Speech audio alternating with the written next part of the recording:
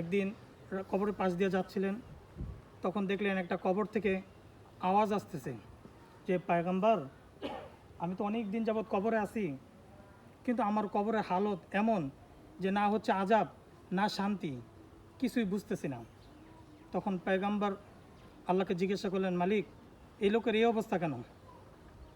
তখন আল্লাহ তাকে জানাইলেন যে পয়গম্বর, এই ব্যক্তি এমন একটা ব্যক্তি ছিল যে সে ভালো কাজ জানতো, ভালো কিছু জানতো, কিন্তু অন্যকে প্রচার করতো না, অন্যকে শিক্ষা দিত না, শুধু নিজেই আমল করত, তার সন্তান এবং আত্মীয় স্বজনকে ভালো কথা বলতো না। এর জন্য আমি তার উপর নারাজ। তখন ওই লোকটি বলতেছে যে, হে পয়গম্বর, আমি কাউকে দিন বুঝাই নাই, বা আমি যতটুকু আমল করছি, এত ভালো আমল করার পরও আল্লাহ আমাকে মাফ করলো না।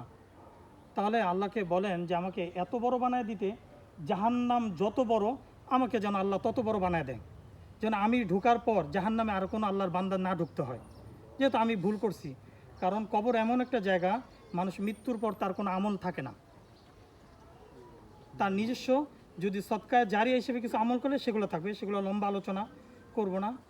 তো এটাই আমরা বলতে চাই যে আমরা এই মায়াতের জন্য দোয়া করব, একদিন আমরাও এরকম লাশ হয়ে যাব, আমাদের জন্য কেউ না কেউ দোয়া করবে।